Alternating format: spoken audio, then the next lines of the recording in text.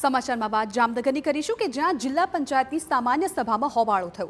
શાસક પક્ષના નેતાઓ અને અધિકારીઓ આમને સામને આવી ગયા। અધિકારી અમિત ભીમાણીએ ડેપ્યુટી ડીડીઓના ચાર્જ મુદ્દે વિરોધ કર્યો।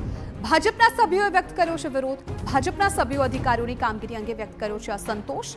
પંચાયત પ્રમુખના પતિએ વિરોધમાં રાજીનામું ધરી દેવાની પણ ચીમકી આપી।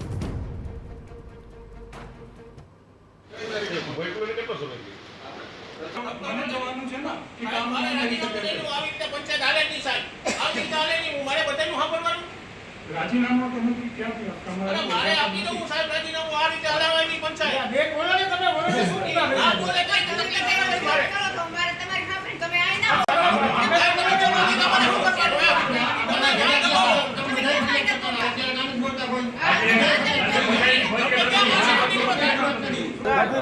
એક મહિનામાં મને હું રાજીનામું આપી દઈશ 10 દિવસ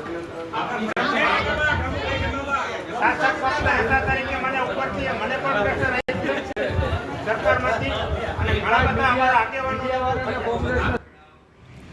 અધિકારીઓ સભ્યોને ગણકારતા ન હોવાની ભાજપના સભ્યોએ ફરિયાદ કરી। અધિકારીઓ ફોન નથી ઉપાડતા, કામ નથી કરતા તેવી સામાન્ય સભામાં શાસક સભ્યો રજૂઆત કરી।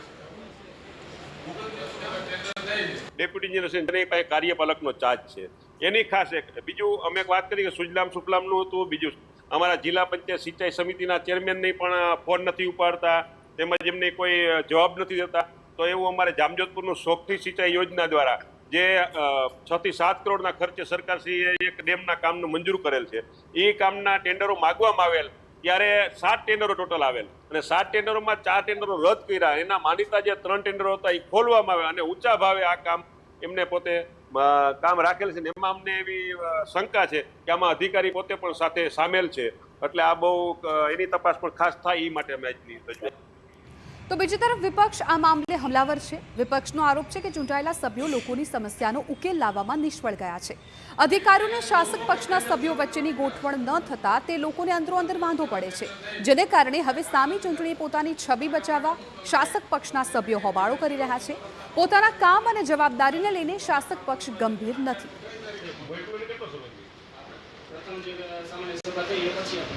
તે પોતાની ક્યાંક ભાગબટાઈની ક્યાંક કોઈ બીજી કોઈ આડાવડત હોય જેના કારણે અંદરોઅંદરની લડાઈ થઈ અને અધિકારીઓ અને પદાધિકારીઓ સામસામે આવી ગયા, જેમાં એકબીજા પોતે રાજીનામું દેવાના હદ સુધી પહોંચી ગયા છે અને જ્યારે ઉપપ્રમુખ તો ચાલુ બોર્ડની મિટિંગમાં છોડીને પણ વયા ગયા છે અને એક બીજા પણ સભ્યો પોતે કહેવા માંડ્યા કે મારે પણ રાજીનામું આપી દેવું છે। તો ખરેખર એક આપણી જામનગર જિલ્લા પંચાયતની બોડી માટે ગંભીર બાબત છે। જિલ્લા પંચાયતની અતિ મહત્વની કહી શકાય એવી આ સામાન્ય સભામાં જિલ્લા શિક્ષણ અધિકારી જ હાજર ના હોય। જિલ્લા પંચાયત દ્વારા આજ બોર્ડ દ્વારા 5 કરોડ રૂપિયાના તળાવોના રિપેરિંગના ચેકડેમોના રિપેરિંગના કામ મંજૂર કરવામાં આવ્યા। ખબર નહીં કદાચ ભારતીય જનતા પાર્ટીના સભ્યોના ભાગબટાઈમાં કાંઈ વાંધા પડ્યા હોય કે શું કારણ રહ્યું હોય, પરંતુ ત્યારબાદની બીજી સભામાં આ કામો ના મંજૂર કરવામાં આવ્યા। જિલ્લા પંચાયત દ્વારા જે રોડ રસ્તા રિપેરિંગની ગ્રાન્ટ હોય એ પણ છેલ્લા 3 વર્ષથી વણ વપરાયેલી પડી રહી છે।